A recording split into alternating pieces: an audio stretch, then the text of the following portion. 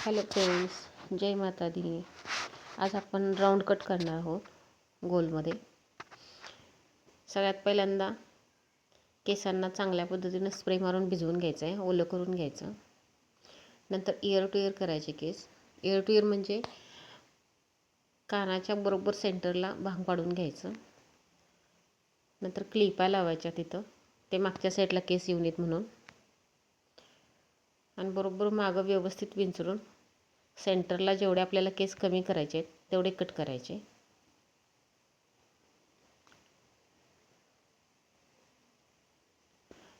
व्यवस्थित मधली गाईडलाईन पकडून तसेच साईडचेही केस कट करायचे. बघा, बरोबर आपलं कटिंग पाठीमागच्या साईडला झालं आहे. नंतर कानाच्या बरोबर सेंटरला जे आपण भांग पाडला होता तिथले केस आणि पाठीमागची एक गाईडलाईन घ्यायची आणि ते बरोबर ती गाईडलाईन पकडून सेंटरनं केस व्यवस्थित कटिंग करायचे. स्ट्रेट असं कटिंग व्यवस्थित द्यायचं. बघू शकताय, तीच गाईडलाईन पुढं तशीच न्यायची आणि तसेच केस कटिंग करत जायचे. दुसऱ्या साईडला पण आपल्याला तसंच करायचं. मागच्या साईडचे थोडे केस आणि कानाच्या बरोबर सेंटरचे केस पकडून गाईडलाईनच्या बरोबर स्ट्रेट केस कटिंग मारायचे. तशीच गाईडलाईन पकडून व्यवस्थित कटिंग करून घ्यायचं. नंतर जराशी थोडी मान खाली वाकवून जे बाहेर येणारे एक्स्ट्रा केस आहेत ते विंचरून घेऊन तेही आपल्याला कटिंग मारायचे. बघू शकताय, व्यवस्थित पद्धतीनं मागचे कटिंग झाले. नंतर समोरचे केस ॲब्रोचे बरोबर पॉईंट, दोन्ही साईडचे पॉईंट असतात त्या पॉईंटच्या बरोबर सेंटरचे केस घ्यायचे समोरचे आणि बरोबर पनवटीच्या बरोबर व्यवस्थित प्लेन स्ट्रेट कटिंग मारायचं. तसेच केस मागे विंचरून घ्यायचे. नंतर सगळे केस मागे घ्यायचे आणि थोडीशी मान खाली घालायला लावायची आणि व्यवस्थित एक्स्ट्रा आलेले केस सगळे कट मारायचे. आणखीन एकदा कानाच्या साईडचे केस वगैरे चेक करायचे. तेही मान पलीकडच्या साईडला करायला लावायची व्यवस्थित.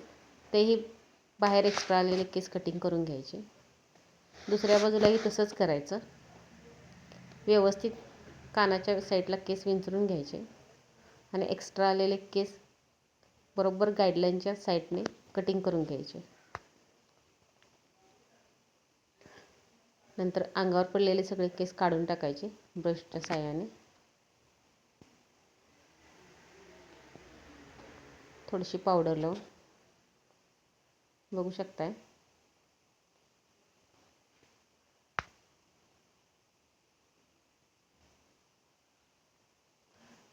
नंतर ओल्या केसांनाच ड्रायरने केस आतल्या साईडला वळवून घ्यायचे. बघा, व्यवस्थित असे वळवून घ्यायचे पाठीमागच्या साईडने, कानाच्या पलीकडच्या अलीकडच्या साईडने व्यवस्थित वळवायचे आतल्या साईडला. ओल्या केसांना वळवलं की केस व्यवस्थित आत वळतात, बाहेर उलटे उभा राहत नाहीत.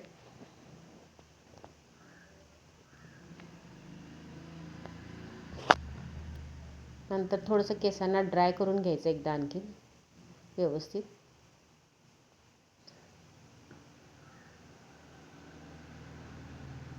ड्राय करून झाल्यानंतर ना आणखीन एकदा केसांना ब्रशनं व्यवस्थित आतल्या साईडनं वळवून घ्यायचे विंचरून.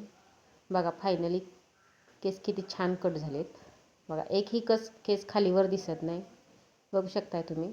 थँक्यू.